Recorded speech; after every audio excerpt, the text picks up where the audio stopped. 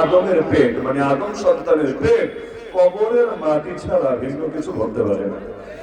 যত ক্ষমতা পাক, যত পয়সা পাক, যত খাবার পাক, যত গাড়ি পাক, যত বাড়ি পাক, এই পেট ভরে না, চাহিদা ভরে না। এমনকি নবী বলেন, মানুষ যখন বুড়া হয় তার ভেতরে দুটো স্বভাব জোয়ান হয়। শরীর তো বুড়া হয়, বুড়ি হয়, কিন্তু তার ভেতরে দুটো স্বভাব জোয়ান হয়, যুবক হয়। কোন দুটো?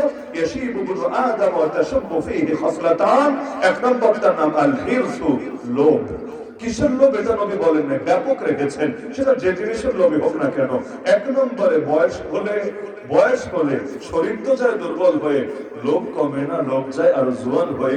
দুই নম্বরে তুলুল আমাল, দীর্ঘ জীবনের আশা, দীর্ঘ আশা। এখন দীর্ঘ আশা কিসের? জীবনেরও হতে পারে, সম্পদেরও হতে পারে, আর ক্ষমতার গতিতে তো একবার বসতে পারলেই চলে বাংলাদেশে। মাশাআল্লাহ, এমন এক মধু একবার যার মুখে ঢোকে কেন যেন আর বের করতে পারে না মুখ থেকে। এই যে এক বাস্তবতা আল্লাহ রাসূল বলে গিয়েছেন কতকাল আগে। কোরআন কিন্তু একটা আয়না, মাথায় গেঁথে রাখবেন। আল্লাহর ওয়াস্তে কোরআনকে কখনো অতীত ভাববেন না, কোরআন সর্বদা বর্তমান। কোরআন কখনো অতীত হবে না, কিয়ামতের এক সেকেন্ড আগে কোরআন অতীত হবে না। কোরআনকে যারা অতীত ভাবে তারাই কোরআনের রঙে জীবনকে রঙিন করতে পারে না। কোরআন কোনো গল্পের বই না, কোরআন হেদায়েতের কিতাব। কোরআন কোনো গল্পের বই না। তাহলে আপনি বলবেন কোরআনে অতীত নিয়ে এত গল্প বলা আছে কেন?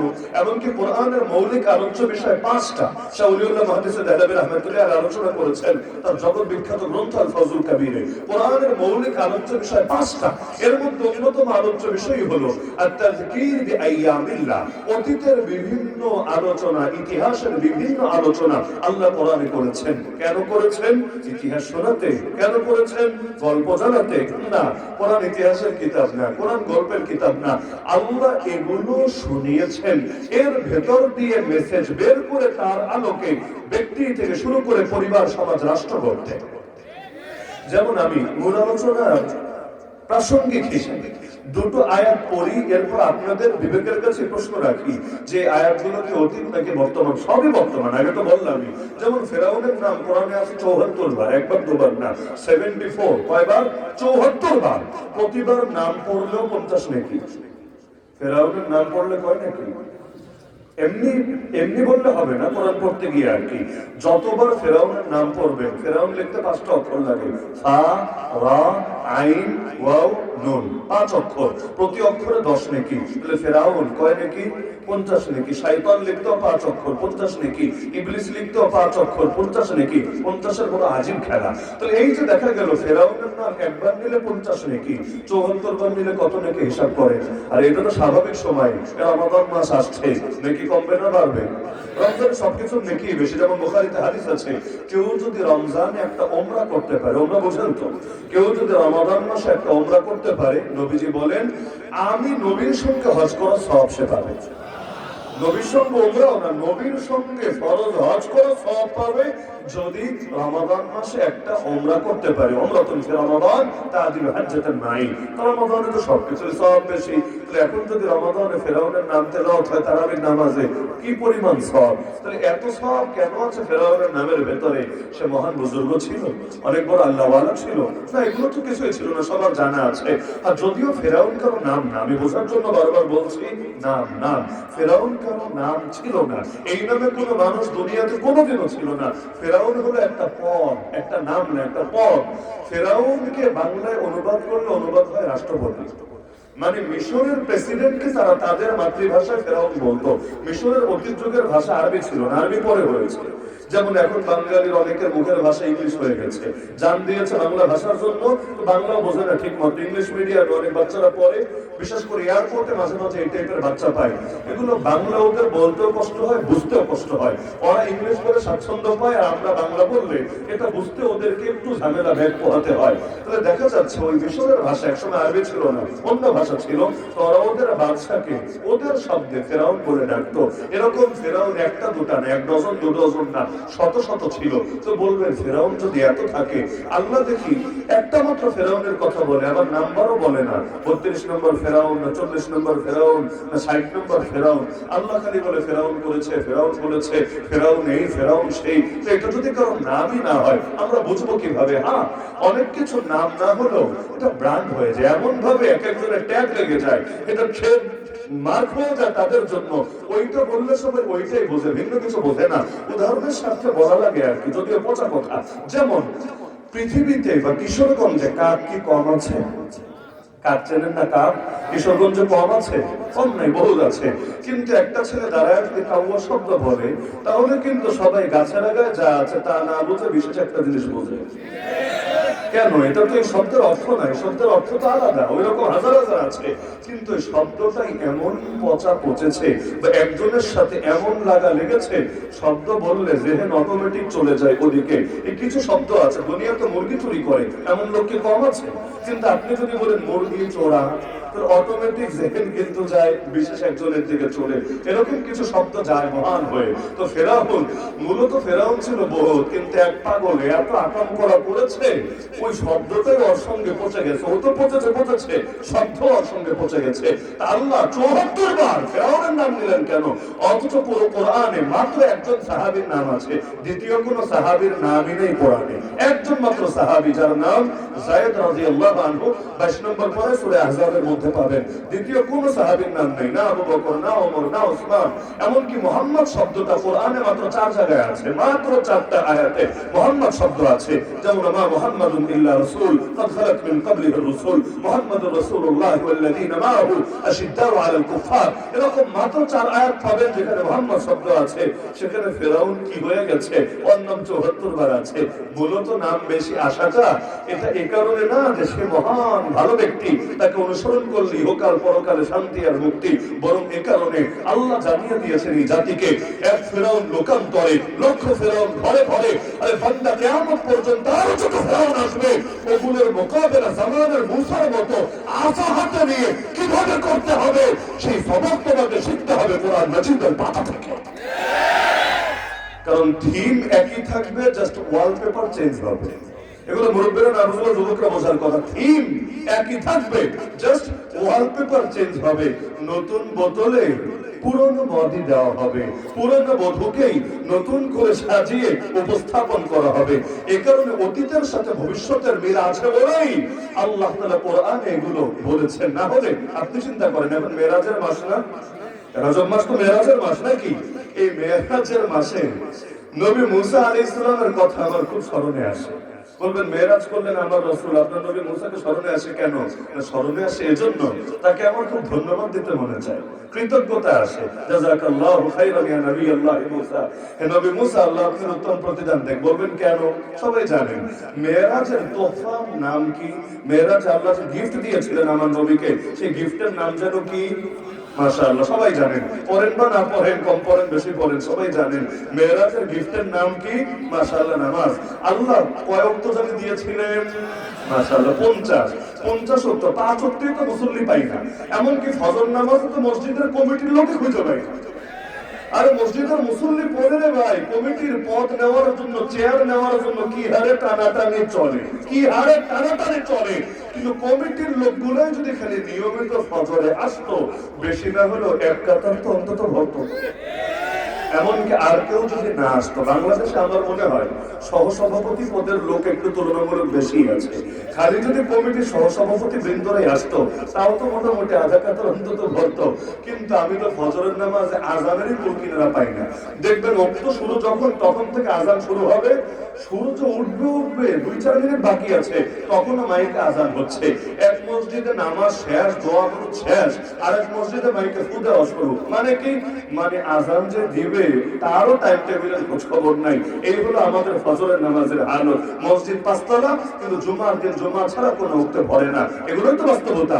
তাহলে এই যে দেখা যাচ্ছে মসজিদের মধ্যে কমিটির লোকগুলোই ঠিক মতো আসে না, আসা উচিত ছিল না? আপনাদের কি ধারণা আসা উচিত ছিল না? উচিত তো ছিল, কিন্তু না আসলে কি বা করার আছে? তো 5 ওয়াক্তে মুসল্লি পাই না, 50 ওয়াক্ত থাকলে কি হতো আল্লাহ ভালো জানে। তা আল্লাহর নবী কিন্তু সেটা নিয়ে ফিরে আসছিলেন, সবাই জানেন না? নবী কিন্তু রওনা করেছেন, 7ম আসমান অতিক্রম করেছেন। নবী মুসা আলাইহিস সালাম বলেছেন, আরে কি করেন আরেকবার যান, একটু কমায় নিয়ে আসেন, এটা পারবে না। নবী মুসা কিভাবে জানলেন? মানে আমরা যে পারবো না, আমরা কিশোরগঞ্জের মানুষরা যে পারবো না, আমি কিশোরগঞ্জের না মানে বোঝার জন্য বলছি যে আমরা যে পারবো না, এটা নবী মুসা আলাইহিস সালাম কিভাবে জানলেন? কারণ তিনি যে জাতিকে চড়িয়েছেন, ওই যে বললাম থিম একই, জাস্ট ওয়ালপেপার চেঞ্জ। তিনি যে জাতিকে চড়িয়েছেন বনি ইসরাইল, ওই জাতির সাথে আমাদের মিল আছে, এবং তিনি এটা বুঝতে পেরেছেন যে এই জাতির 50 দিলে 10 লাখ দিয়ে বোঝা পাওয়া যাবে না। নবীকে পাঠালেন 45, আবার পাঠালেন 40, আবার পাঠালেন 35, আবার পাঠালেন 30, কমতে কমতে বাকি আছে 5 অক্ট। নবী মুসা কিন্তু তখনও আমাদের আইনসেমি আর উদাসীনতা বুঝেছিলেন, বলেছিলেন নবী আরেকবার যান, বলেছিলেন না? কারণ তিনি টের পেয়েছিলেন যে অনেকের হালত এমন, ঘুম ফুটলেও ফজর নামাজ পড়তে পারবে না, এমন ভাবে ঘুমাবে, অ্যালার্ম 10টা লাগালে ওর ঘুম ভাঙবে না, বাপে ডাইকা চেহারায় পানি ঢাইলে দিলে অনেকে ঠিকঠাক ভাবে উঠতে রাজি হয় না। তো দেখা যাচ্ছে যে নবী মুসা কিন্তু বুঝেছিলেন, বলেছিলেন নবী আরেকবার যান, আরেকবার যান, আরেকটু কমান। আল্লাহ রাসূল সংকোচ করলেন, প্রতিবার 5 করে কমেছে, এখন বাকি আছে 5, আরেকবার যদি যাই তো কি হবে? 5 করে যেহেতু কমেছে, আরেকবার গেলে তো গিফটই হারায় যাবে, মানে আর হাদিয়া যে আল্লাহ দিলেন, একটা উপহার দিলেন, উপহারই তো থাকে না, খালি হাতে ফিরে যেতে হবে দুনিয়াতে। নবী সংকোচ করলেন, না না আমি আর যেতে পারবো না, কয়বার যাওয়া যায়, একটা চক্ষু লজ্জা বলতে ব্যাপার আছে, আর পারবো না, যা আছে মাশাআল্লাহ এটা নিয়ে আমি চলে যাব দুনিয়াতে। আল্লাহ তাআলার কি দয়া, কি মায়া, কি ভালোবাসা!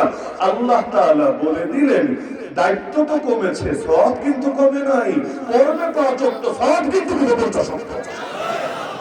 এই যে অতীতের সাথে ভবিষ্যতের যদি মিল না থাকে, নবী মুসা আলাইহিস সালাম বললেন কিভাবে? এমনকি ফেরেশতারাও কিন্তু আল্লাহকে বলেছিল, আল্লাহ আপনি দুনিয়াতে এমন জাতি বানাতে যাচ্ছেন যারা দুনিয়াতে গিয়ে রক্তপাত ঘটাবে এবং ফিতনা ফাসাদ ছড়াবে। আচ্ছা কিশোরগঞ্জের মানুষেরাও যে খুনোখুনি করবে, রক্তপাত করবে, ফেরেশতারা টের পেল কিভাবে? এমনকি ফিতনা ফাসাদ যে ছড়াবে, কোরআনের মাহফিল পর্যন্ত লোকে বন্ধ করবে, এটা ফেরেশতারা টের পেল কিভাবে? আল্লাহকে বলেছিল নাকি বলে নাই? আরে বলেছিল নাকি বলে নাই? কিভাবে বলেছে? কারণ অতীতে দুনিয়াতে জিন ছিল, মানুষ না, জিন ছিল। ওই জিনেরা তো এগুলোই করেছে দুনিয়াতে এসে, অভিজ্ঞতার একটা দাম আছে। কারণ জিহ্বা যদি পড়ে চুন খেয়ে, তখন কিন্তু দই দেখলেও ভয় লাগে। চুন খেয়ে যদি জিহ্বা পড়ে, দই দেখেও ভেতরে ভয় লাগে। এই দেশে যেমন মানুষ বাহিনীর উপর আর রাজনীতিবিদদের উপর আস্থা রাখতে অনেক সময় ভয়ে কাঁপতে থাকে, আস্থা আসতে চায় না, ইউনিফর্ম পাল্টালে অনেক সময় আস্থা আসে না, সান্ত্বনা দেয় আগের মতো ইউনিফর্ম থাকবে না, কালার পাল্টায় দিব। জাতি বলে যদি পিঙ্ক কালার দাও, পিঙ্ক কালার, তাতেও কিন্তু দিলে শান্তি আসবে না, ভয় দূর হবে না। কেন? কারণ অতীতে চুন খেয়ে জিহ্বা পড়েছে, তো এখন সামনে দই দিলেও ভয়টা সহজে যাবে না, ভয় যেতে সময় লাগবে। তো মানুষের ভেতরে এত অনাস্থা বাড়া বেড়েছে, এখন যতই মিষ্টি মিষ্টি কথা শোনার, জাতির দিল সহজে বলতে চায় না। এই জাতির দিল গড়ার জন্য দীর্ঘকাল মেহনত করে আসলেই বাংলাদেশটারে সোনার বাংলাদেশ বানাতে হবে, না হলে এই জাতির ধোঁকা খেতে খেতে বোকা হতে হতে এক পর্যায়ে সবাই বিরুদ্ধেই গিয়ে এমন দুর্বার আন্দোলন গড়ে তুলবে, হয়তো ইসলাম এনে তবেই খেলতে হবে। তাহলে বলছিলাম যে থিম আর ওয়ালপেপার একটা বিষয় আছে না? তাহলে কোরআন কি অতীত না বর্তমান? কোরআন কি অতীত না বর্তমান? কোরআন সর্বদা বর্তমান, আজও বর্তমান, আগামীকালও বর্তমান, 100 বছর পর বর্তমান। কেউ যদি মনে করে আধুনিক রাষ্ট্র চলতে পারে না কোরআন দিয়ে, আধুনিক বিচার চলতে পারে না কোরআন দিয়ে, আধুনিক অর্থনীতি চলতে পারে না কোরআন দিয়ে, আধুনিক কোনো কিছু চলতে পারে না কোরআন দিয়ে, কারণ কোরআন 1500 বছর আগে এসেছে, কোরআন সেই শেখের যুগে এসেছে, কোরআন সেই আরবের মধ্যে এসেছে, সুতরাং এটা দিয়ে চলতে পারে না। এছাড়া বাংলাদেশে কেউ যদি এটা মনে করে, ও নিজেকে মুসলমান দাবি করে অধিকার হারিয়ে ফেলছে। আর ইসলামে ঢুকতে চাইলে, অ্যাক্সেস নিতে চাইলে, প্রথম যে কালেমা আপনাকে পড়তে হবে, যে কালেমা স্বীকারোক্তি দিতে হবে, যেই কালেমা দলাদলের ঊর্ধ্বে, মতামতির ঊর্ধ্বে, ধারার ঊর্ধ্বে, সবকিছুর ঊর্ধ্বে, সেই কালেমাই তো হলো লা ইলাহা। এছাড়া ভিন্ন কোনো কালেমা আছে নাকি? কালেমা তো একটাই, সকল যুগে সর্বযুগে কালেমা একটাই ছিল, দ্বিতীয় কোনো কালেমা ছিল না, না মানব জাতির ভেতরে না জিন জাতির ভেতরে, কালেমা একটাই, লা ইলাহা। অর্থ কি? লা ইলাহা, নেই কোনো মাবুদ ইল্লাল্লাহ, একমাত্র আল্লাহ ছাড়া। অনুবাদটা কিন্তু এমন, নেই কোনো মাবুদ, প্রথমে না করে কেউ নাই, কেউ নাই, কেউ নাই, ধারাভাবে বলে দেয়। এরপর গিয়ে বলে তবে একজন আছে, মাত্র একজন, there is no God but Allah, সির্ফ আল্লাহ, একমাত্র আল্লাহ, শুধু আল্লাহ, দ্বিতীয় কেউ নাই। এই কালেমা বলার দ্বারা কি বোঝা গেল? জীবনের সব ক্ষেত্রে রব কয়জন, মাহবুদ কয়জন, খোদা কয়জন, পরিচালক কয়জন, তার মানে যদিও কষ্ট পাবেন বলি, তার মানে কালেমার অর্থ এটা, আমার নামাজের রব যিনি, আমার রাজনীতির রব তিনি, আমার যাকাতের রব যিনি, আমার অর্থনীতির রব তিনি, আমার হজের রব যিনি, আমার কোর্ট কাচারের রব তিনি, আমার যাকাতের রব যিনি, আমার সংবিধানের রব তিনি। যদি মানতে পারে ওর মুখে লা ইলাহা ইল্লাল্লাহ মানতে পারে, যদি না মানে ও যদি লা ইলাহা ইল্লাল্লাহ বলতে বলতে বলতে মুখে ফেনা তুলে ফেলে, তবুও কোশ্চিনকালেও তাকে ঈমানদার বলা যেতে পারে না। বেসিক কথা, কালেমা নিয়ে তো ইখতিলাফের কোনো সুযোগ নাই। এটা মাযহাবের বিষয় না, মাসলাকের বিষয় না, দলের বিষয় না, এটা ঈমানের বিষয়, ঈমানের বিষয়। এই মক্কার যুগে আল্লাহ নবীকে মেরেছিল কেন? কি ছিল, মানে কি জন্য মারপিট? নবী কি মক্কার যুগে খেলাফত কায়েম করেছিলেন? মক্কার যুগে জিহাদ করেছিলেন? আরে মক্কায় তো বিধান বলতে গেলে তেমন কিছু ছিলই না। রমজানের রোজা এসেছে মদিনায়, পর্দার বিধান মদিনায়, হজের বিধান মদিনায়, যাকাতের বিধান মদিনায়, জিহাদের বিধান মদিনায়, খেলাফত কায়েম হয়েছে মদিনায়, মত নিষিদ্ধ হয়েছে মদিনায়, তো সবই তো মদিনায়। এমনকি 5 ওয়াক্ত নামাজ ফরজ হয়েছে মেরাজের রাত্রে, এটাও মদিনায় হিজরতের কয়দিন আগে, মক্কার একদম শেষের দিকে। তাহলে এই যে মক্কার 13 বছর নবীকে মারলো, পিটালো, রক্তাক্ত করলো, এত ভাবে নবীকে কষ্ট দিল, অপরাধ কি ছিল? অপরাধটা কি আপনি বলেন? যদি বলেন নামাজের জন্য না, এটা ভুল। কারণ নামাজ আবু জাহাল আবু লাহাবরাও করতো। যদি সেজদা কখনো আল্লাহরে দিত, কখনো দেবদেবীরে দিত। হজের জন্য মানে নাই, হজ ওরাও করতো। যাদের পয়সা আছে নতুন কাপড় কিনে তারপর সেটা পরে করতো, যাদের পয়সা নাই ল্যাংটা হয়ে করতো, কিন্তু হজ করতো। যাকাত এগুলো ওই জাহিলি যুগে জাহিলি লোকেরা দান সদকা করতো, বাইতুল্লাহ খেদমত পর্যন্ত করতো, বাইতুল্লাহ পর্যন্ত নির্মাণ করেছিল, মসজিদের সভাপতি সেক্রেটারি পর্যন্ত তারাই ছিল, হাজিদেরকে জমজমের পানি পান করাতো, সবই তো ছিল। তাহলে কিসের জন্য মেরেছে? এমনকি ইবাদতের জন্য যদি মারতো, নবী কি বিগত 40 বছর ইবাদত করেন নাই? পারলে বলেন করেন না? আরে তাহলে তো আপনি মূর্খ, ইতিহাসে জানেন না। অবশ্যই করেছেন। এর আগে হয়ে গিয়েও তো মাসের পর মাস ইবাদত করেছেন। এগুলো তো সব সেই 40-এর আগের কথা। এই যে এত ইবাদত করলেন, একটা মাত্র প্রমাণ পারলে কেউ আমাকে এনে দেখান ইবাদতের জন্য নবীকে কেউ গালি দিয়েছে, কেউ সমালোচনা করেছে, কেউ জেলে ভরেছে, কেউ কোনো কিছু করেছে। তাহলে হঠাৎ করে 40 বছর কিছুই ঝামেলা ছিল না, হঠাৎ করে এত ঝামেলা তৈরি হলো কোথা থেকে? তৈরি হয়েছে সেরেফ এবং সেরেফ এবং সেরেফ এক বাক্য থেকে। দ্বিতীয় কিছু না, সেরেফ এই বাক্য থেকে। নবী বাক্য ছেড়ে দিয়ে নামাজ পড়লেও তো মারতো না, রোজা রাখলেও মারতো না, হজ করলেও মারতো না, যাকাত দিলেও মারতো না। কেন? কারণ ওরা নাস্তিক ছিল না। মাথায় রাখবেন, অধিকাংশ নবীর উম্মতি নাস্তিক ছিল না। কি ছিল? মুশরিক। মুশরিক মানে কি? আল্লাহর অস্তিত্ব স্বীকার করে না? অবশ্যই করে। সব মুশরিক আল্লাহর অস্তিত্ব স্বীকার করে, তবে আল্লাহর সঙ্গে আরো দেবদেবী মিলায় ফেলে। আল্লাহ অস্বীকার করে না, আল্লাহরেও মানে, তবে একারে মাইনা পছন্দ হয় না, আরো 10 জন 20 জন 1000 জন লাখ জন কোটি জন মিলে মানে। ওরা কিন্তু নাস্তিক ছিল না, ওরা আল্লাহকে মানতো। কোরআনে আছে, ওয়ালা ইন সাআলতাহুম মান খালাকাস সামাওয়াতি ওয়াল আরদ ওয়া সাখারা আশ-শামসা ওয়াল কমার লা ইয়াকুলুনা আল্লাহ। কোরআনে আছে, হে নবী, যদি ওদেরকে জিজ্ঞাসা করেন আসমান কে বানিয়েছে, জমিন কে বানিয়েছে, চাঁদ কে চালায়, সূর্য কে চালায়, আল্লাহ বলে দিচ্ছেন। আবু জাহাল বাবা জবাব দিবে আল্লাহ, ওরাও জবাব দিবে আল্লাহ। মুশরিক কেন? কারণ যদিও আল্লাহকে সৃষ্টিকর্তা মেনেছে, আল্লাহকে চাঁদ সূর্যের পরিচালক মেনেছে, কিন্তু জীবনের সব ক্ষেত্রে রবের একত্ব বজায় রাখতে পারে নাই। যেমন আল্লাহরে মানতো একদিকে, কিন্তু আল্লাহর বিধান মানতে পারতো না আরেকদিকে। আবু জাহাল আবু লাহাবরা নিজেরাই খোদা সেজে বসেছিল। এই বাংলাদেশেও কিছু মানুষ যেমন খোদা সেজে বসে আছে।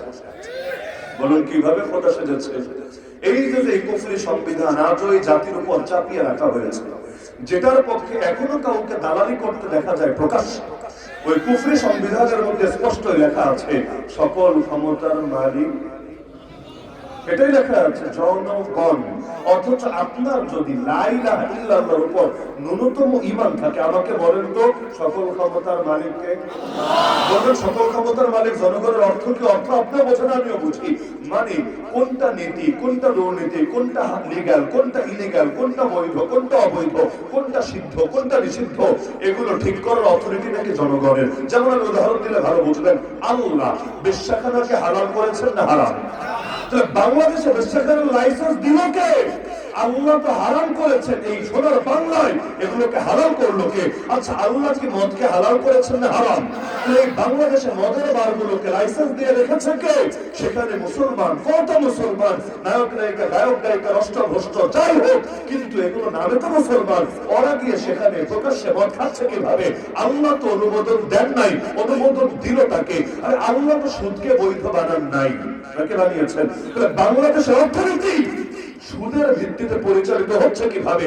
এই দেশের অর্থনীতির মেরুদণ্ডই তো হয়ে গেছে সুদ, মেরুদণ্ড হয়ে গেছে সুদ। তাহলে এই সুদটা এভাবে রন্ধে রন্ধে ঢুকলো কিভাবে? আল্লাহ তো বৈধতা দেন নাই, বৈধতা দিল তাকে। আরে আল্লাহর চোখে তো কাদিয়ানীরা মুসলমান না, ওরা ইসলামী পরিচয় ব্যবহার করার অধিকার রাখে না। তাহলে আজকে বাংলাদেশে কাদিয়ানীদের আইডি কার্ডে, পাসপোর্টে, জন্ম সনদে মুসলমান লিখে দিল কে? তাহলে ওরা কি আল্লাহর বিরুদ্ধে গিয়ে নিজেরা নিজেদেরকে খুদার আসনে আসীন করে নাই? আল্লাহ যে হারাম করেছেন সেটাকে হারাম করে নাই। এমনকি ধর্ষণের বিরুদ্ধে সরকাররা কথা বলে, জিনার বিরুদ্ধে বলে না কেন? জিনার বিরুদ্ধে বলতে দেখবেন না। ধর্ষণ ধর্ষণ কেন? ধর্ষণ পাপ, জিনা সওয়াব। ধর্ষণ কি আর জিনাকে? ধর্ষণ যেখানে একজন রাজি আর একজন রাজি না, জোর করেছে, শক্তি প্রয়োগ করেছে। যদিও বাংলাদেশে আরো একটা চলে, সেটা হলো বিয়ের প্রলোভনে ধর্ষণ। মানে দুইজনই রাজি ছিল, 5 বছর 7 বছর খাট কাঁপিয়েছে, সমস্যা হয় নাই, এখন আর কি বিয়ে করবে না, বাস মামলা একটা ঢুকেছে যে আমি এই 5 বছর 7 বছর রাজি ছিলাম না, অথচ রাজি ঠিকই ছিল। তাহলে ধর্ষণ আবার 5 বছর কেমনে হয়? ধর্ষণ আবার 10 বছর কেমনে হয়? তো যাই হোক, ধর্ষণের বিরুদ্ধে কথা বলে, জিনার বিরুদ্ধে কিন্তু বলে না। অথচ আল্লাহ ধর্ষণকেও হারাম করেছেন, জিনাকেও। বাল্য বিবাহের বিরুদ্ধে বলে, বাল্য প্রেমের বিরুদ্ধে বলে। নাটক, সিনেমা, গল্প, উপন্যাস, কাব্য, সাহিত্য, সব জায়গায় খালি প্রেমের সুরসুরি, প্রেমের উস্কানি। কোন প্রেম? হালাল প্রেম তো না, বিয়ে করার পর যেটা, এই প্রেম না, হারাম প্রেম। তাহলে হারাম প্রেমের সুরসুরি দিবে, আবার বিয়ে করাকে কঠিন বানিয়ে রাখবে। এই দেশে বিয়ে করাকে আগের চাইতে সহজ হয়েছে না কঠিন হয়েছে? একদিকে বিয়ে করা কঠিন, আর একদিকে জিনা হয়েছে সহজ, আর একদিকে যৌনতার ছড়াছড়ি আর উস্কানি। এখন বাঁচাবেন কিভাবে? পেটে খাবার নেই 3 দিন ধরে, ক্ষুধার জ্বালা অর্থের লাগছে, আর সামনে এনে একবার কাচ্চি বিরিয়ানি দেখাবেন, আর একবার আপনি এনে বিভিন্ন কাবাব, বিভিন্ন গ্রিল, বিভিন্ন সুন্দর সুন্দর আইটেম দেখাবেন, আর খেতে গেলে বলবেন না না খাওয়া যাবে না, খাওয়া যাবে না। কি হবে? স্বাভাবিকভাবে না দিলে চুরি করে খাবে, ডাকাতি করে খাবে, আপনারা পিঠে হাড্ডি কুটতে ভাঙ্গা হলেও খাবে। এই বাংলাদেশে যত ধর্ষক আছে, এগুলো অধিকাংশকে ধর্ষক এই সিস্টেম বানিয়েছে। ব্যক্তি কিছু না ভাই, যত নেতা পাল্টানি আমার নিয়েও যদি নেতা বানায় দেন, কিন্তু সিস্টেম যদি পচা থাকে, সিস্টেম যদি গলদ থাকে, নীতি যদি নষ্ট থাকে, আরে কে ক্ষমতায় এলো আর গেল এটা বড় বিষয় না। সিস্টেমে যদি গলদ থাকে, নীতিতে যদি গলদ থাকে, এই বাংলাদেশ কখনোই নতুন বাংলাদেশ হতে পারবে না। নতুন বাংলাদেশ হতে চাইলে শিকড়ে নজর দিতে হবে। শিকড়ে নজর না দিয়ে ডালপালার দিকে তাকায় থাকলে কশিন কালো মুক্তি আসবে না।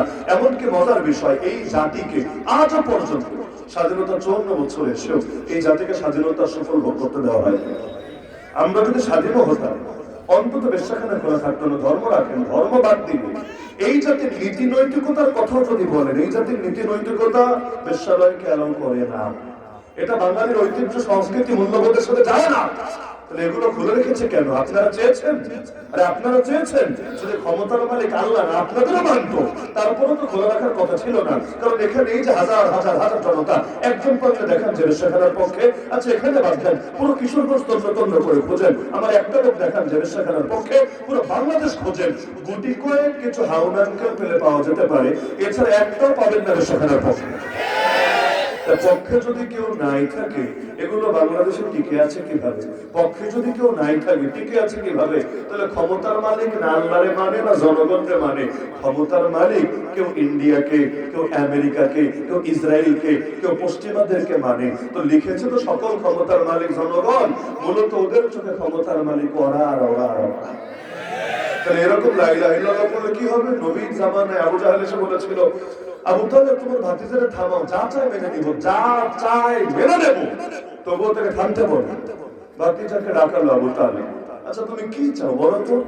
নবী বলেন আমি চাই জাস্ট ওরা একটা বাক্য মেনে নেয়, কার কোনো ঝামেলা থাকবে না, সির্ফ একটা বাক্য মেনে নিলেই হবে। আবু জাহাল ভাব করে দাঁড়ায় গেল, কি বলো কি বলো?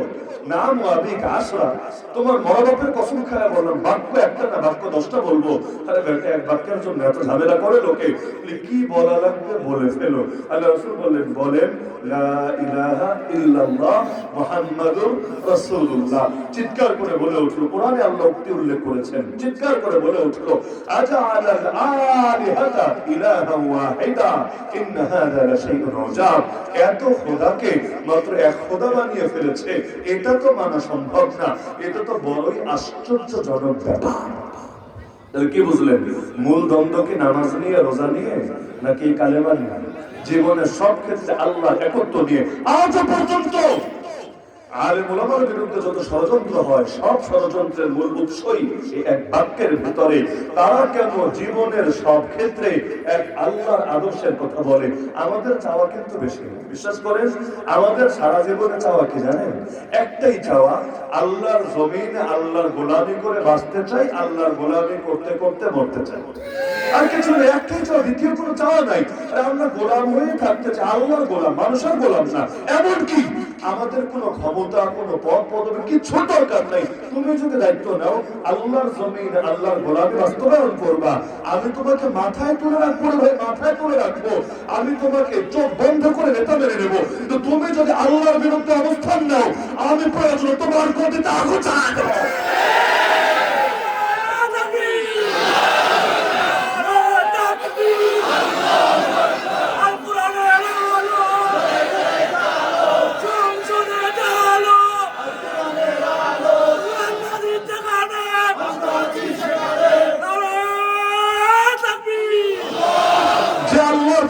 আমরা তার পক্ষে, আল্লাহর বিপক্ষে আমরা কিভাবে হতে পারি তার পক্ষে? আল্লাহর বন্ধু বন্ধু হবে, আল্লাহ শত্রু শত্রু হবে। ইমানের মূল কথা এটা, হাদিসে আছে সর্বশ্রেষ্ঠ আমল কি? আল্লাহর নিকট সবচেয়ে প্রিয় আমল হলো আল্লাহর জন্য ভালোবাসা, আল্লাহর জন্য ঘৃণা করা। হাসরের ময়দানে আরশের নিচে জায়গা পাবে কারা? যারা আল্লাহর জন্য ভালোবাসে, আল্লাহর জন্য ঘৃণা করে। আল্লাহর জন্য ভালোবাসার মানে বুঝেন? আমার নবী ব্যক্তিগত কারণে জীবনে একবার রাগ করেন নাই, কোনো প্রমাণ দেখাতে পারবেন না। কতজন না বুঝে কষ্ট দিয়েছে। এক বেদুইন মুসলমান এসে মসজিদে পেশাব করতে শুরু করে দিয়েছে, নবী একটা ধমক দেন নাই। যারা বাধা দিতে চেয়েছে নবী ফিরিয়েছেন, না আগে পেশাব শেষ করতে দাও, তাহলে কষ্ট হবে তার। এরপর তাদেরকে বলেন গিয়ে পানি ঢেলে দাও। আল্লাহ নবীকে এক বেদুইন ডাক দিয়েছে, নবী উটের পিঠে চলে যাচ্ছেন, তো ডাক দিলে সঙ্গে সঙ্গে তো থামা যায় না, রানিং গাড়িও তো আপনি জায়গায় ব্রেক করতে পারবেন না, একটু এগিয়ে যাবেন। তো উট যাচ্ছে সামনে, বেদুইন ডাক দিয়ে, অত গ্রামের মানুষ অত মাথায় উদ্দেশ্য দিয়ে নাই, নবীর চাদর ধরে ফেলেছে। উট যায় সামনে, চাদরে টান লেগেছে পেছনে। আল্লাহ নবীর গলায় চাদর জড়িয়ে এত ব্যথা পেয়েছেন, গলায় দাগ পড়ে গেছে। নবী একটা ধমকও দেন নাই, একটা বকাও দেন নাই। ইসলামের জন্য আল্লাহ নবী এত করা, ব্যক্তিগত কারণে আল্লাহ নবী এত উদার, এত উদার, এত মহানুভব, তা ভাষায় প্রকাশ করা সম্ভব না। মুসলমানের শান হবে এটা, ভালোবাসে আল্লাহর জন্য, ঘৃণাও করে আল্লাহর জন্য। যা হয় সব আল্লাহর জন্য, যা আল্লাহর পক্ষে আমরা তার পক্ষে, যা আল্লাহর বিপক্ষে আমরা তার বিপক্ষে। আল্লাহর বাইরে গিয়ে যা হবে সবই ভণ্ডামি। তো যেই নামে হোক, আল্লাহর বাইরে গিয়ে যা হবে সবই ভণ্ডামি। যেমন সংস্কার সংস্কার সংস্কার, বাংলাদেশের সংবিধান সংস্কার হবে, সবাই খুশি, আমি খুশি, আপনি খুশি, সবাই খুশি। আবার যখন শুনলাম এখান থেকে ধর্মনিরপেক্ষতাবাদ বিদায় হবে, সুবহানাল্লাহ, সমাজতন্ত্র বিদায় হবে, মাশাআল্লাহ। কিন্তু কি হবে? নতুন করে কি ঢুকবে? নতুন করে ঢুকবে বহুত্ববাদ। প্রস্তাবনা দিয়েছে সংস্কার কমিশন, প্রস্তাবনা দিয়েছে ধর্মনিরপেক্ষতাবাদ বাদ দাও, ধর্মনিরপেক্ষতাবাদের আব্বা আরো বড় ভণ্ডামি বহুত্ববাদ, যেটা দিয়ে দুনিয়ার সব শিরক চালানো যায়, সব জাহেলিয়াত চালানো যায়, সব কুফর চালানো যায়, সেটা ঢুকাও। যদিও থাকা দরকার ছিল আল্লাহই যে সকল ক্ষমতার মালিক, সার্বভৌমত্বের মালিক, মেনে নাও। রাষ্ট্রধর্ম ইসলাম লিখে দাও, বিসমিল্লাহির রহমানির রহিম দিয়ে শুরু করো। সর্বশক্তিমান আল্লাহর উপর পূর্ণ আস্থা ও বিশ্বাস, এটা নিয়ে যেহেতু আগে ছিল এক সময়, এই বাংলায় ছিল এক সময়, পরবর্তীতে জালেমরা আবার নাই করে দিয়েছে, এটা আনার চেষ্টা করো। এগুলোই তো চাওয়া, তো বেশি না, কিন্তু এগুলো একটাও নাই। কিন্তু এক শয়তানিকে আর এক শয়তানি নাকি ঢুকাবে। তা আগেই বলেছি, নমরুদি শাসন গিয়ে যদি ফেরাউনি শাসন আসে, ফেরাউনি শাসন গিয়ে যদি আবু জাহেলের শাসন আসে, আমাদের আনন্দিত হওয়ার কি আছে? যতদিন আল্লাহর জমিনে ইসলাম আসবে না, আমরাও নিজেদেরকে মুক্ত আর স্বাধীন ভাবতে পারি না। আজও পর্যন্ত এই দেশে ধর্মের অনুসারীদেরকে, ধর্মের ধারকদেরকে ধর্মীয় স্বাধীনতায় দেওয়া হয়নি পরিপূর্ণভাবে। বিশ্বাস হয়? সংসদে তো নারীদের জন্য সংরক্ষিত আসন থাকে না, 50-এর জায়গায় 100 করার প্রস্তাব দিয়েছে, ভালো কথা, তারা নারীদের পক্ষে কথা বলবে, কিন্তু আমাদের পক্ষে কে কথা বলবে? তাদের জন্য কোনো আসন লাগবে না, তাদের জন্য কিছু লাগবে না, আসন বাদ দিলাম, কোনো আসন দিও না। মসজিদে ইমাম কথা বলতে বাধা দিতে চলে আসে, মাহফিলে কোরআনের আলোচনা করতে আসলেও তেলে বেগুনে জ্বলে ওঠে, এমনকি মাহফিলের ঘোষণা শুনলেও কিভাবে বন্ধ করা যায়, কিভাবে গিরিঙ্গি লাগানো যায়, এর জন্য তুমি সর্বাত্মক চেষ্টা চালাতে থাকো। এরপর নিজেকে নবীর উম্মত কোন মুখে দাবি করো? কোরআনে আল্লাহ বলেছেন কাফেরদের কথা, আল্লাহ বলেছেন কাফেরদের একটা বৈশিষ্ট্য ছিল, وقال الذين كفروا لا تسمعوا لهذا القرآن والغوا فيه لعلكم تغلبون। ওরা বলতো, শোন শোন, তোরা নিজেরাও কোরআন শুনবি না, মানুষকেও শুনতে দিবি না, নিজেরাও শুনবি না, মানুষকেও শুনতে দিবি না, যেখানে কোরআন তেলাওয়াত হবে তোরা হট্টগোল লাগাবি, তোরা এই জামানার ভাষায় বলে 144 জারি করাবি। কেন? লাআল্লাকুম তাগলিবুন, তাহলেই তোরা বিজয়ী হতে পারবি। মানে ওরা যদি কোরআন শুনে ফেলে, কোরআনে আকর্ষণ আছে, চুম্বকার কিভাবে লোহা টানে, কোরআন এর চাইতে বেশি শক্তি দিয়ে মানুষের দিল টানে, তাহলে এভাবে যদি কোরআনের টানে ওরা চলে আসে, তাহলে ওদের ভণ্ডামি, ওদের রাজত্ব থাকবে না।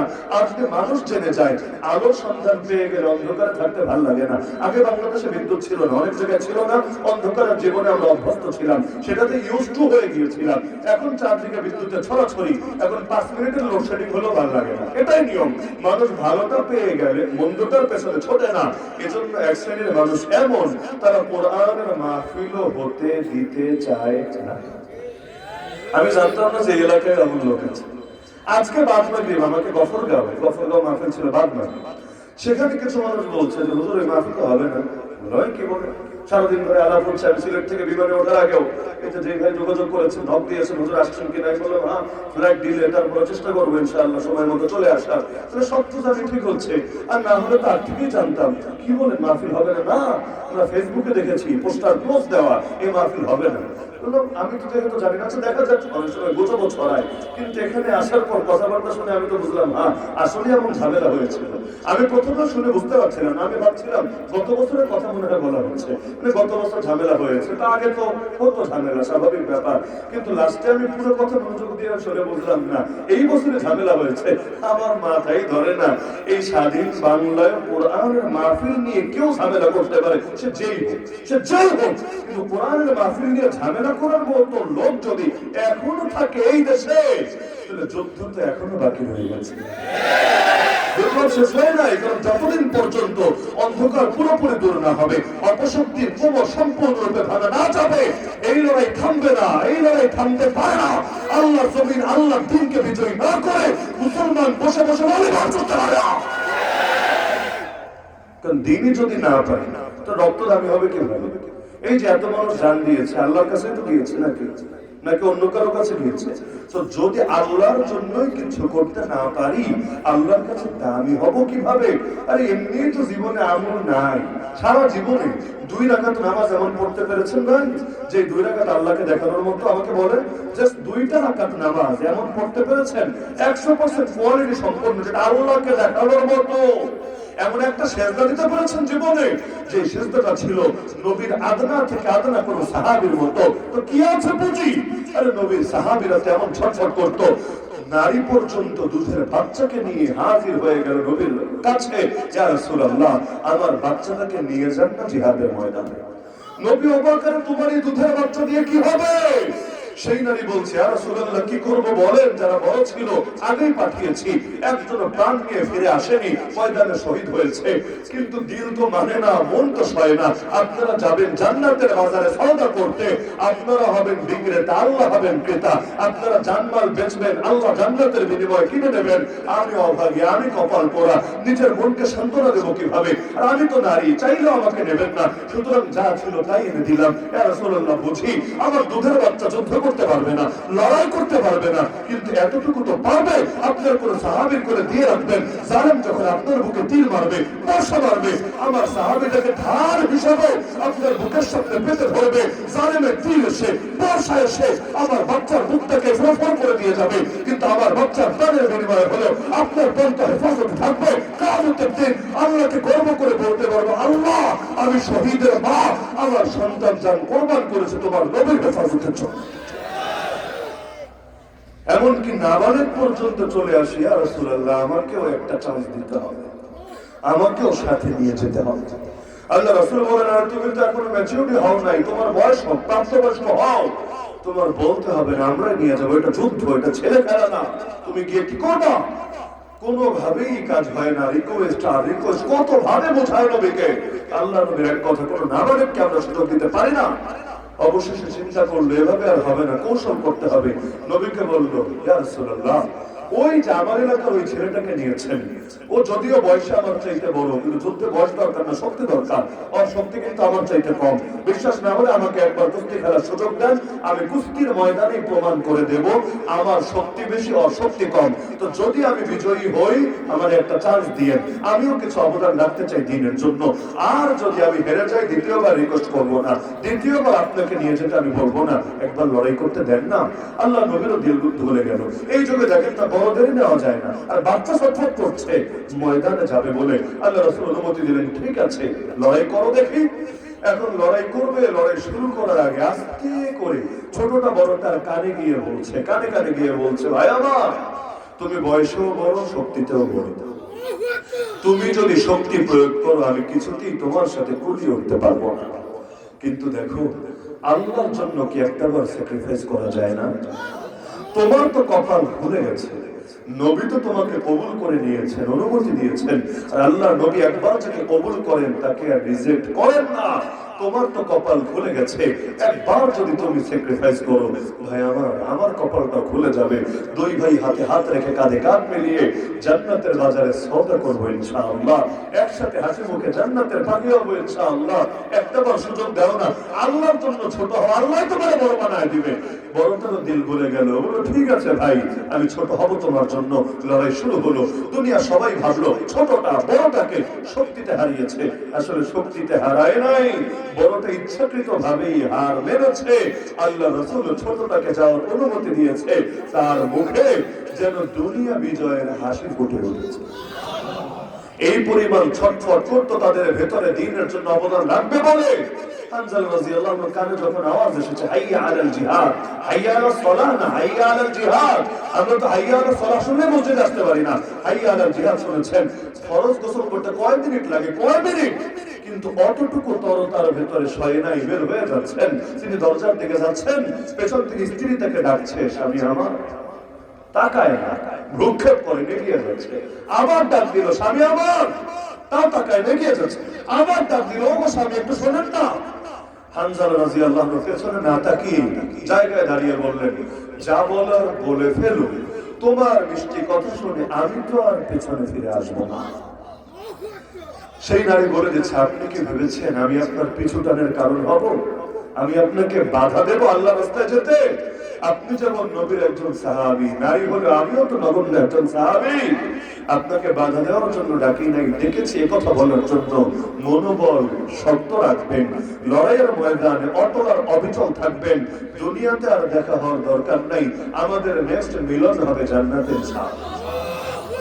স্ত্রী যদি স্বামীকে এমন কথা বলে দেয়, দিলটা তার কত বড় হয়ে যায়। যখন লড়াইয়ের ময়দানে গিয়েছে, এদিকে তো সময় নেয়নি, সঙ্গে সঙ্গে বের হয়েছে, স্ত্রী 4 জন লোক মারফত খবর পাঠিয়ে দিল নবীকে, ইয়া রাসূলুল্লাহ আমার স্বামী শহীদ হবে, শহীদ হওয়ার পর তার একটু গোসলের ব্যবস্থা করে দিয়েন, কারণ শহীদকে তো গোসল দেওয়া হয় না, রক্ত মাখা সে অবস্থায় তাকে দাফন করে দেওয়া হয়। কারণ নবী জানিয়েছেন কিয়ামতের দিন শহীদ এভাবেই দাঁড়াবে আল্লাহর সামনে, আবু সাঈদ এভাবেই দাঁড়াবে এবং ধরো এভাবেই দাঁড়াবে, তখনও তাদের গা থেকে রক্ত বের হতে থাকবে দরদর করে। এই শহীদ সাইফুল ইসলাম আরিফরাও আল্লাহর সামনে এভাবে উপস্থিত হবে, হাদিসে আছে তখনও গা থেকে রক্ত বের হতে থাকবে, রক্তের রং দুনিয়ার রক্তের মতোই হবে, কিন্তু ঘ্রাণ বের হবে বিষ্কাম্বরের মতো।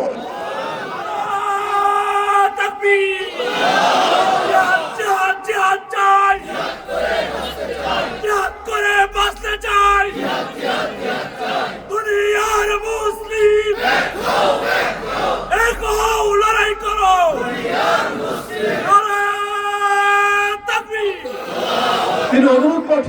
আমার স্বামীকে শহীদ হওয়ার পর একটু গোসলের ব্যবস্থা করে দেন। সবাই তো যুদ্ধে এত কিছু খেয়াল দেওয়ার সময় পায় না। পরবর্তীতে যখন শহীদ হলো, নবী তো জানিয়ে দিলেন তোমাদের আর গোসল দিতে হবে না, ফেরেশতারা আসমানে নিয়ে গিয়ে আমার হানজালাকে গোসল দিয়ে এনেছে, এজন্য নামই হয়ে গেছে হানজালা গাসিলুল মালাইকা, ফেরেশতাদের হাতে গোসলের সৌভাগ্য লাভ করা হানজালা। কিন্তু তখন লোকদের দিলে খটকা জাগলো, সে শহীদ হয়েছে পরে, তার স্ত্রী টের পেল কিভাবে আগে? সে জিন্দা থাকতে কিভাবে টের পেল? এবং নবীর কাছে খবর পাঠানো তার গোসলের যাতে ব্যবস্থা করা হয়, জানলো কিভাবে? তাকে বাড়িতে খবর পাঠানো হলো, আপনি কিভাবে বুঝলেন আপনার স্বামী শহীদ হবে? তিনি বললেন, রাতের বেলা স্বপ্নে দেখেছিলাম আমার চোখের সামনে আসমানের দরজা খুলে গেছে, আমার স্বামী পাখি হয়ে সেই দরজার ভেতর দিয়ে প্রবেশ করেছে, প্রবেশ করার পরে আবার দরজা লেগে গেছে, এটা দেখেই বুঝে ফেলেছি আমার স্বামী শহীদ হয়ে দুনিয়া থেকে জান্নাতের সওদা করবে। স্বপ্নে দেখেছে রাতে, রাতে কোনো মেলামেশা হয় নাই, তাদের কোনো কিছু হয় নাই, না হলে তো গোসল আগেই হয়ে যেত। ফজর নামাজ পড়লো কিভাবে গোসল না করে? আল্লাহ রাসূলের পেছনে মদিনার মসজিদে গিয়ে হানজালা রাদিয়াল্লাহু আনহু ফজর পড়েছেন সেদিন। রাতের গোসল দিনে করতে করা বাকি আছে, বিষয়টা এমন না, রাতে কিচ্ছু হয় নাই। কিন্তু এই যে স্ত্রী স্বপ্ন দেখেছেন তার তো দিল মানে না। কিন্তু এই যুগের নারী না, যেগুলো স্বামীকে বলে স্বামীর দিলকে দুর্বল করবে, উল্টো বের হওয়ার সময় মনোবল বাড়িয়ে দিয়েছে, যখন ঘরে ফিরে এসেছে কিচ্ছু বলে নেই, কিচ্ছু না, তার তো দিল মানতে চায় না, শেষবারের মতো স্বামীকে বিদায় দেবে, এখন কি বলবে? এজন্য ওই ফজরের পরে তাদের মেলামেশা হয়েছে, গোসল ফরজ হয়েছে, ওই অবস্থায় ডাক এসেছে আর তিনি চলে গিয়েছেন ময়দানে। তাহলে নিশ্চিত ভাবে বোঝার পরেও, কারণ স্বপ্ন যদিও এর দ্বারা হালাল হারাম হয় না, হারাম হালাল হয় না, তো স্বপ্নের দ্বারা আল্লাহ বিভিন্ন বার্তা দেয় বান্দাকে, বিভিন্ন বার্তা দেয় বান্দাকে। হাদিসে আছে গায়েবের সংবাদ জানার এই মাধ্যমটা আল মুবাশশিরাত, সুসংবাদবাহী স্বপ্ন, এটা কিয়ামত পর্যন্ত বাকি থাকবে। স্বপ্নের আলাদা গুরুত্ব আছে। এই দেখা যাচ্ছে টের পাওয়ার পরেও উল্টা স্বামীকে পাঠিয়ে দিচ্ছে ময়দানে। দ্বীনের জন্য অবদান রাখার কি পরিমাণ আগ্রহ তাদের ভেতরে। এমন কি এক বুড়া সাহাবী বায়না ধরেছে, আমাকে নিয়ে যেতে হবে তোমাদের সাথে জিহাদে। সন্তানরা বলছে, আপনার আর কত বয়স হয়েছে, চলতে কষ্ট হয়, এই বয়সে কি জিহাদে যাবেন? আপনি কি নবীর যুগে জিহাদ করেছেন, আবু বকরের যুগে জিহাদ করেছেন, ওমরের যুগে জিহাদ করেছেন রাদিয়াল্লাহু আনহু আজমাইন, এখন আপনি বুড়া হয়ে গেছেন, এখন ওসমান রাদিয়াল্লাহু আনহু খলিফা, তা আমরা টকবকে নওজোয়ান, আপনার পুত্র, আপনার সন্তান, সারা জীবন আপনি করেছেন, এখন আমরা করবো, আমরা আপনার পক্ষ থেকে হক আদায় করবো, আপনি ঘরে বসে দোয়া করবেন। বাবা চিৎকার করে উঠলো, চুপ করো তোমরা, তোমরা আমাকে ঘরে বসে থাকতে বলো, আল্লাহর কোরআন তো আমাকে বসে থাকার অনুমতি দেয় না। তোমরা কি সূরা তাওবা পড়ো নাই? সূরা তাওবার এই আয়াতটি তোমাদের মনে নাই? ইনফিরু খিফাফাও ওয়া সিকালা ওয়াজাহিদু বিআমওয়ালিকুম ওয়া আনফুসিকুম ফি সাবিলিল্লাহ। বান্দা হালকা হও আর ভারী হও, বের হয়ে পড়ো ময়দানে আর মাল দিয়ে জান দিয়ে জিহাদ করতে থাকো আল্লাহর পথে। সে সাহাবী বললেন, যখন জোয়ান ছিলাম শরীর হালকা ছিল তখনও গিয়েছি, এখন বুড়া হয়েছি শরীর ভারী হয়েছে, তাতে কি?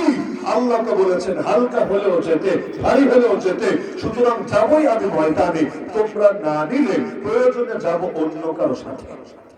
সন্তানরা বলছে, আব্বাজান যেহেতু যাবেনই যাবেন, তাহলে আমরা নিয়ে যাচ্ছি, অন্য কারোর সাথে মিলে আপনার খেদমত হবে না, যতটুকু পরে আমরা এই খেদমত করবো। চলেন। প্রথমবারের মতো নৌযানের সফর, মানে পানি পথে, তাদেরকে জাহাজে করে বিশাল দূরে যেতে হবে, এরপর গিয়ে সেখানে যুদ্ধ হবে। সারা জীবন যুদ্ধ করেছে সমতলে, যুদ্ধ করেছে ঘোড়ার পিঠে চড়ে, উটের পিঠে চড়ে, কিন্তু এভাবে পানি পথে যুদ্ধ করে অভ্যস্ত না। এই বুড়া বয়সে এসে যখন সফর শুরু করলো, বয়স হলে তো মানুষ দুর্বল হয়ে যায়, ধকলও সইতে পারলো না, অবশেষে সেখানেই শেষ নিঃশ্বাস ত্যাগ করলো। সন্তানরা জানাজা তো পড়লো সবাই মিলে, যারা ছিল জাহাজের ভেতরে, কিন্তু লাশ দাফন করবে কোথায়? সমুদ্র, চারদিকে পানি আর পানি আর পানি। এটা নদী না যে একটু পর পর মাটি দেখবে এদিক সেদিকে, যতদূর চোখ যায় খালি পানি আর পানি। কি করবে বাপের লাশ? ফেলে দেবে পানির ভেতরে? আরে কোন সন্তান পারবে? নিজের সন্তান বাপের লাশ ফেলবে পানিতে, কে পারবে? আবার ফিরে আসবে দেশে? সম্ভব না। জিহাদে বের হয়েছে, এখন কি আবার ব্যাক করবে নাকি? তারা চিন্তা করলো, যেখানে মাটি পাবো সেখানেই দাফন দিব, যেখানে চর পাবো দ্বীপ পাবো জাহাজ নোঙ্গর করে সেখানেই আমরা দাফন দিব। এখন একদিন যায়, পায় না, দুদিন তিন দিন পায় না, যেতে যেতে 7 দিন তাও পায় না, 10 নম্বর দিন গিয়ে একটা দ্বীপ পেল, লাশ তো রেখে দিয়েছে এক কোণায় নিয়ে। যখন পেয়েছে জাহাজ সেখানে পারে ভিড়েছে, তাদের ধারণা ছিল লাশের কাছে গেলে বিকট বন্ধু বের হবে স্বাভাবিক, এবং তারা দেখবে লাশ পৌঁছে গেছে, হয়তো বলতে শুরু করে দিয়েছে। তো যেই মাত্র লাশের কাছে গেল, দূর থেকে টের পেল এক অপার্থিব সুঘ্রাণ বের হচ্ছে। যখন কাছে গেল, চেহারা খুলে গেল তাদের সামনে, এই কাপড় যখন সরলো, তারা দেখতে পেল এখনো পর্যন্ত লাশ পচবে দূরের কথা, গলবে দূরের কথা, এখনো এমন ভাবে তাজা আছে, আর মুখের মধ্যে এমন নুরানি হাসি ফুটে আছে, মনে হচ্ছে যেন মরেই নাই, ঘুমিয়ে ঘুমিয়ে কোন সুন্দর স্বপ্ন দেখছে। আরে আমি তো মনে করি হাজার ওয়াজ দিয়েও দিলের সেই পরিবর্তন সম্ভব না। এই ফিলিস্তিনের যে বাচ্চাগুলো, ফিলিস্তিনের যে যোদ্ধাগুলো বিগত 1.5 বছরে এই জালেম ইসরায়েলিদের গুলিতে শহীদ হয়েছে, এখন তো অনলাইনের যুগ, সবই দেখা যায় অনলাইনে। আপনি শুধু এই শহীদদের চেহারাটা দেখবেন, আর কিছু লাগবে না, খালি শহীদদের চেহারাটার দিকে 5টা মিনিট আপনি চোখের পলক ফেলে হোক না ফেলে হোক একটু তাকায় দেখেন না, আপনার দিলে সাক্ষ্য দেবে শহীদের চাইতে দামি কেউ হতে পারে না।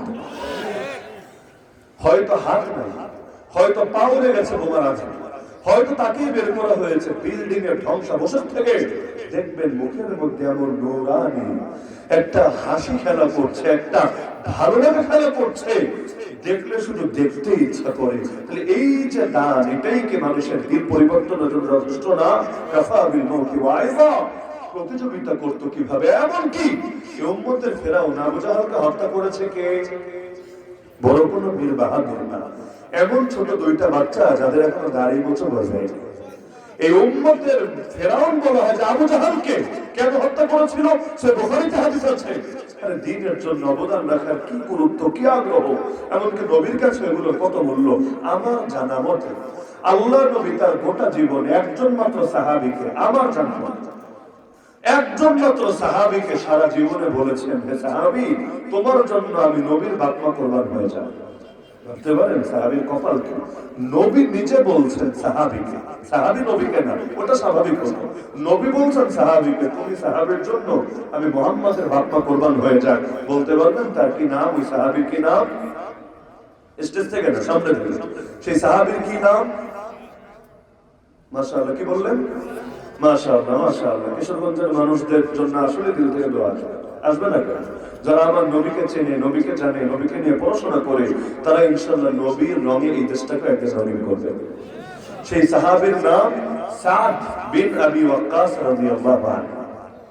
আল্লাহ নবী তাকে বলছেন, ইরমিয়া সাদ ফিদাকা আবি ওয়া উম্মি, সাদ তোমার জন্য আমি মুহাম্মাদের বাতমা কোরবান হয়ে যাব। কেন?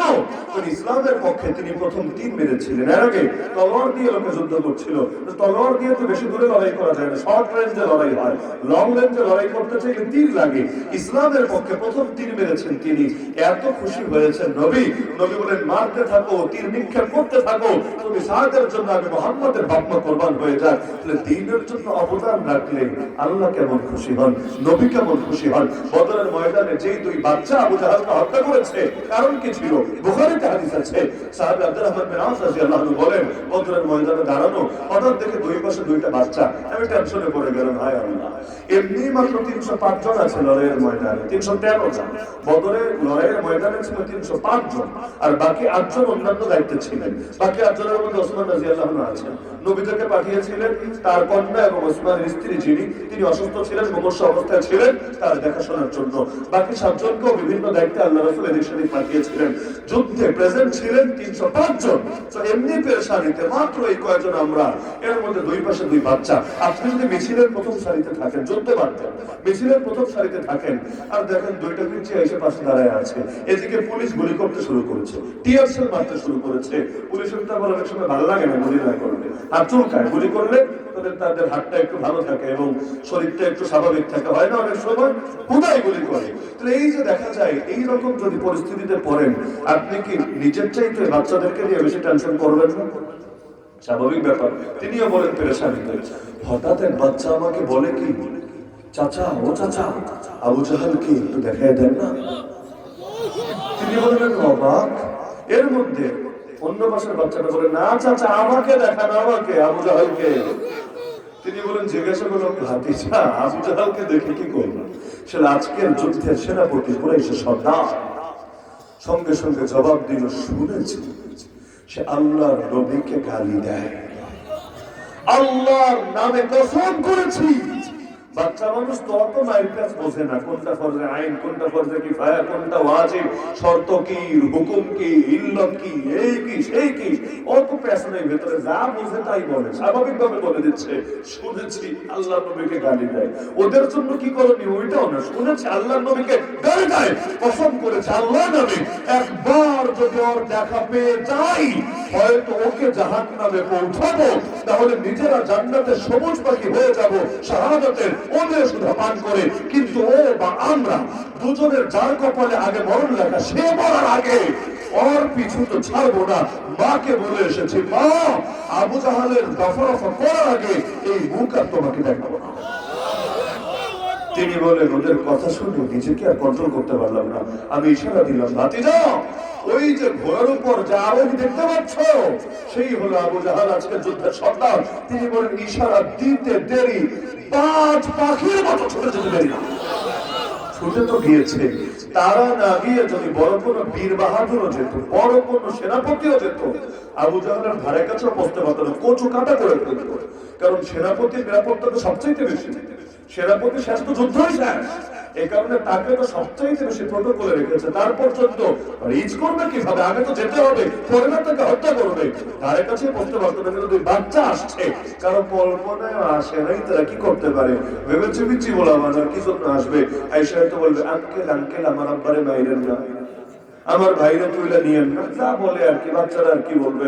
কিন্তু ওরা জানে না এই বাচ্চা সেই বাচ্চা না, নবীর সাহাবী, নবীর সাহাবী জালেমদেরকে ছেড়ে কথা বলে না।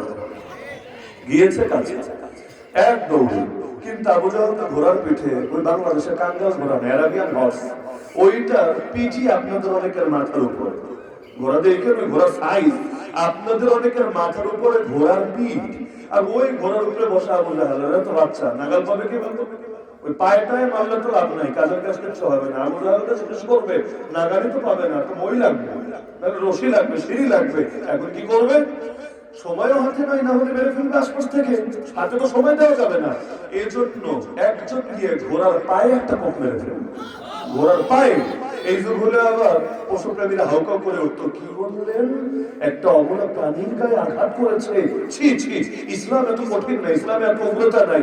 এই টাইপের লেকচার এক শ্রেণীর লোকে দেয় না, কি যে আজিব, মানুষ মনে খবর থাকে না, কিন্তু রাস্তায় কুত্তার কিছু করা যাবে না। বাংলাদেশ কুত্তা দিয়ে ভইরা গেল, মোটরসাইকেল চালাইতে গিয়ে কুত্তায় নিয়মিত মাইর খাইলো, দেশে কুত্তা নিধনের কোনো ব্যবস্থা নেওয়া যাবে না, এদেরকে আলাদাও করা যাবে না, কারণ কুত্তা প্রেমিকদের কষ্ট হবে।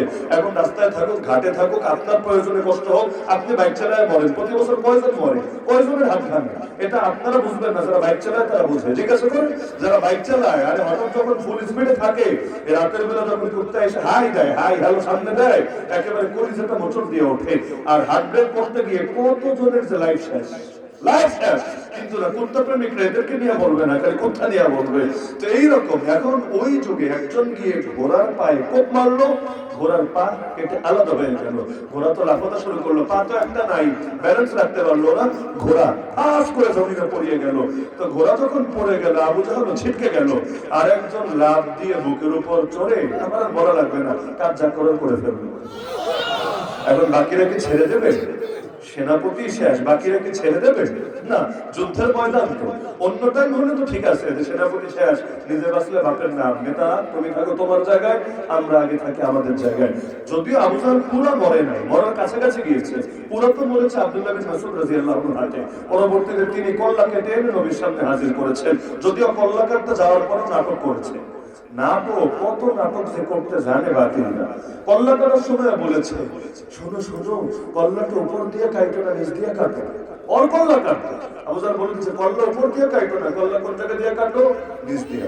আব্দুল্লাহ বিন মাসউদ অবাক, কি বললো এগুলো, কল্লা তো কল্লা, এক জায়গা দিয়ে কাটলে তুমি শেষ, উপর দিয়ে কাটলেও মরবা, নিচ দিয়ে কাটলেও মরবা, তো নিচ দিয়ে কাটলে কি হবে, আসলে তার মাথায় আসেনি কি হবে। আবু জাহেল বলে, কিচ্ছু বোঝো না, নিচ দিয়ে কল্লা কাটলে কল্লাটা একটু বড় দেখা যাবে, সবগুলো কল্লা যখন নিয়ে একসঙ্গে রাখা হবে, সবাই দূর থেকে দেখেই বুঝবো, ওই দেখা যায় কল্লা, ওই আমাদের নেতার কল্লা। এটা জেনে তো কল্যাণ না, একদম ভাইরাল, মরার পরে ভাইরাল, আর কল্যাণ সবাই চিনবে। কি যে ভাইরালের আজিব নেশা, মরার সময়ও নাটক করে করে বলেছে। তাহলে এই যে বাচ্চা দুইটা আবু জাহেলকে আঘাত করলো, এখন বাকিরাকে ছেড়ে দেবে? তারা বাচ্চাদের সঙ্গে যুদ্ধ শুরু করে দিল, আঘাতের পর আঘাত, আঘাতের পর আঘাত। আর দুই বাচ্চাও আল্লাহর উপর ভরসা করে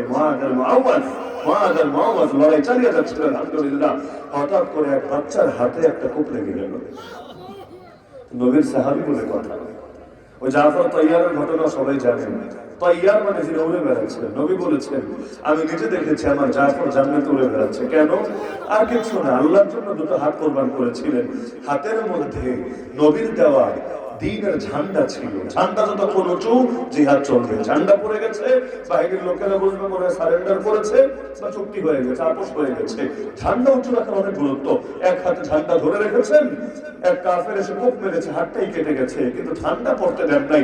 হাত কেটে যাক, নবীর দেওয়া ঝান্ডা বাড়িতে পড়তে দেওয়া যাবে না। আর এক হাত দিয়ে ধরেছে, আর এক কোপ মেরেছে, এই হাতও কেটে গেছে, তবুও পড়তে দেয় নাই।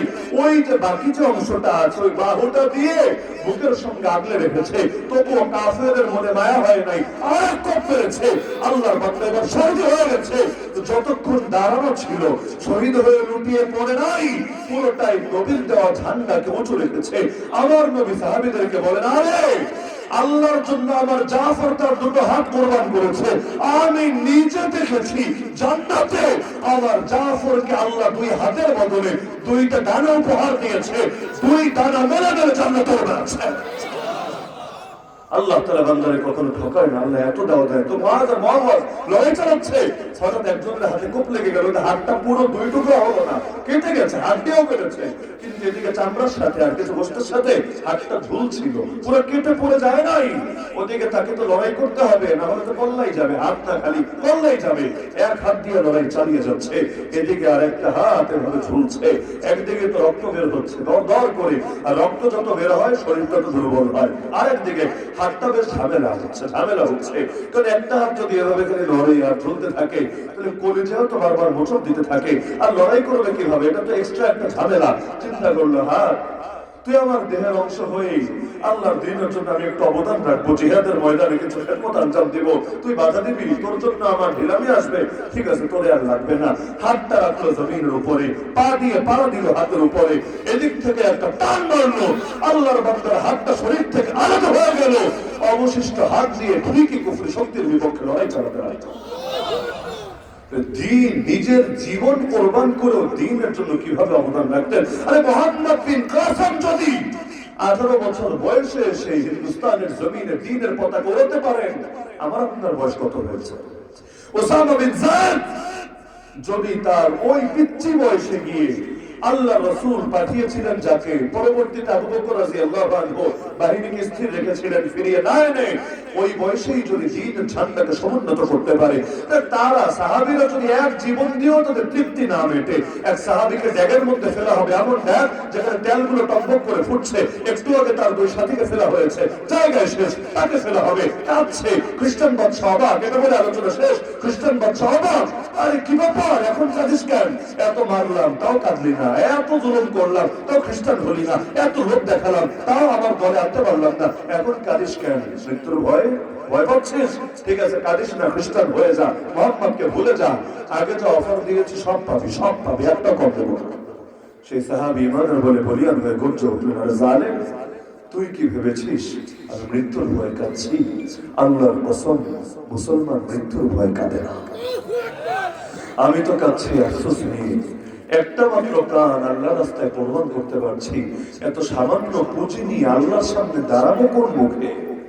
আল্লাহ কি এতটুকু পুঁজি কবুল করবে? আল্লাহ কি আমাকে মাফ করবে, আমাকে জান্নাত দেবে? ওই ভয়ে আমার কান্না আসছে। হায়, আমার গায়ে যে পরিমাণ পশম আছে, এই পরিমাণ যদি জীবন থাকতো আর প্রতিটা জীবন আল্লাহর রাহে কোরবান করতে পারতাম, কিয়ামতের দিন বড়সড় পচে নিয়ে দাঁড়াতে পারতাম। এই আফসোসে আমি চোখের পানি সামলাতে পারছি না। এক জীবন দিয়েও তাদের তৃপ্তি মেটে না। আমরা যে কিছুই করতে পারলাম না, ভেতরে কখনো আক্ষেপ জাগে না। আর কত জীবন তো চলেই গেল, কয়দিন বাকি আছে আল্লাহ ছাড়া কে জানে। আরে একটা মাত্র জীবন, একটা মাত্র সুযোগ, আসেন না জীবনটা বেঁচে দিয়ে আল্লাহর কাছে, জীবনটা অর্থ করে দিয়ে আল্লাহর নামে। আল্লাহর দ্বীনকে সমুন্নত করাই হবে আমার লক্ষ্য, আর কিছু না। আল্লাহু আকবার শুনেছে জন্মের পরে, আল্লাহু আকবার শোনানো হবে মৃত্যুর পরে। সুতরাং আল্লাহর বরত্ব, আল্লাহর জমিনে প্রতিষ্ঠা করাই আমার জিন্দগির লক্ষ্য হয়ে যাবে না। আজকে এই মাহফিলে বসে আল্লাহর সঙ্গে শপথ করি না, আয় আল্লাহ যতদিন পর্যন্ত আমি জীবিত আছি, আমার ভেতরে প্রাণ আছে, প্রাণের স্পন্দন আছে, ধমনীতে রক্ত প্রবাহিত আছে, হকের পক্ষে বাতিলের বিপক্ষে আমার লড়াই এবং সংগ্রাম চলবেই চলবে, চলবেই চলবে, চলবেই চলবে।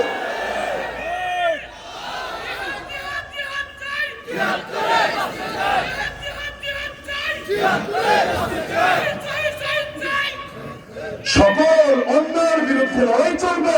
সেই লড়াই করতে গিয়ে যদি আমার বাপের কোল খালি হওয়া লাগে হবে, যদি আমার মায়ের চোখ থেকে পানি ঝরা লাগে ঝরবে, আমার সন্তান এতিম হওয়ার প্রয়োজন হয়, স্ত্রী বিধবা হওয়ার প্রয়োজন হবে, যদি আমাদের বড়রাই জেল থেকে লাশ হয়ে বের হতে পারেন, আমরাও পারবো হাসি মুখে শাহাদাতকে বরণ করে দিতে। তো বেঁচে থাকতে এই কল্লা কাটা যেতে পারে বাতিলের হাতে, এই কল্লা নত হতে পারে না আল্লাহ ছাড়া দ্বিতীয় কোনো শক্তির সামনে। পারবেন তো ইনশাআল্লাহ, পারবেন তো ইনশাআল্লাহ। একটা মাত্র জীবন, এই দেশে 14 কোটি মুসলমান মরার জন্য এক হয়ে যান, সবাই বেঁচে যাবেন ইনশাআল্লাহ। আর সবাই মিলে বাঁচতে চাইলে সব মরবেন, একজনও বাঁচতে পারবেন না। ইসলাম বাঁচলে আমরা বাঁচবো, ইসলাম বাঁচলে আমরা বাঁচবো। আর ইসলামের বিরুদ্ধবাদী শক্তি যদি, ইসলামের বিরুদ্ধবাদী শক্তি, নাস্তিক্যবাদী কাফেরবাদী শক্তি যদি এগিয়ে যায়, আমরা সবাই মরবো। সুতরাং আসেন আগায় যাই, ইসলামকে নিয়ে আগায় যাই। পারবেন না ইনশাআল্লাহ? ইসলামকে মাইনাস করে কিচ্ছু না, আমাদের সব হবে আল্লাহকে রাখবে, আল্লাহর সামনে গোলাম হয়ে, বান্দা হয়ে নিজেকে সঁপে দিয়ে ইনশাআল্লাহ সবাই যদি এ ব্যাপারে একমত হতে পারে। না, আমি বাধা দেখি না, কোনো বাধা দেখি না। বাংলাদেশে দিন কায়েম করতে বাধা কোথায়? আমি মনে করি আমরাই বাধা, আর দ্বিতীয় কোনো বাধা নাই। এই দেশে 14 কোটি মুসলমানের 4 কোটিও যদি একমত হয়, দিন বিজয়ী হবে। কোন বাপের বেটা আছে দিনের বিজয় হতে? কিন্তু জনমতের গঠন হলো না, জনসমর্থনের কমতি নাই, কোনো কমতি নাই, জনশক্তি নেই। জনসমর্থনকে জনশক্তি বানাতে পারি না, নিজেদের দলাদলি আর মায়ের বিরুদ্ধে শেষ করতে পারি না।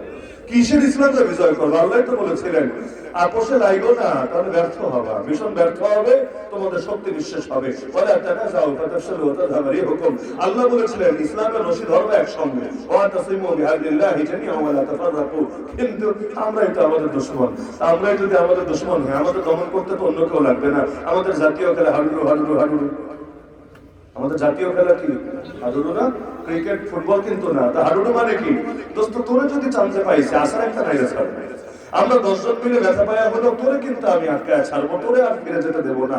আমরা ওই জাতি, এই খেলা তো আর ব্রিটিশরা চাপায় দেওয়া যায় নাই, পাকিস্তানিরাও শেখায় দেওয়া যায় নাই, এটা আমাদের রক্তে আছে, রক্তে আছে।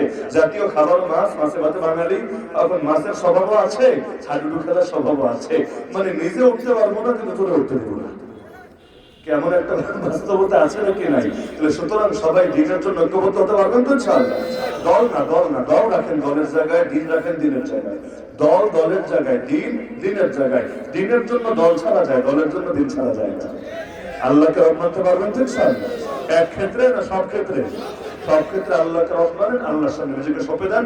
একটা বার্তাও যদি নিতে পারেন, ইনশাআল্লাহ আমি মনে করি দুদিন আগে বা পরে এই সমাজ পরিবর্তন হবেই হবে। আলহামদুলিল্লাহ ইতিমধ্যে পরিবর্তনের আভাস আমরা দেখতে পাচ্ছি, আর আমরা দেখতে পাচ্ছি আলহামদুলিল্লাহ। আল্লাহ যদি চান এটাই মঞ্জিলে মাকসুদে, এক সময় না এক সময়, আজ না হোক 10 বছর পর হোক, 20 বছর পর হোক, এক সময় না এক সময় সফল হবেই হবে ইনশাআল্লাহ। তো দিন তো বিজয়ী হবেই হবে, আমাকে নিয়ে হোক আমাকে ছাড়া হোক, আমি কিন্তু বিজয়ী হতে পারবো না ইসলাম ছাড়া। সুতরাং আমিও বিজয়ী হব ইসলামকে নিয়েই, তাহলেই এটা হবে চূড়ান্ত বিজয়। আল্লাহ আমাদের সবাইকে কবুল করুন, তৌফিক দান করুন, এই 3 দিন ব্যাপী আয়োজিত এই মাহফিলকে কবুল করুন। আমিন ওয়া আখিরু দাওয়ানা আলহামদুলিল্লাহি রাব্বিল আলামিন। সবাই দুরূদ শরীফ পাঠ করুন।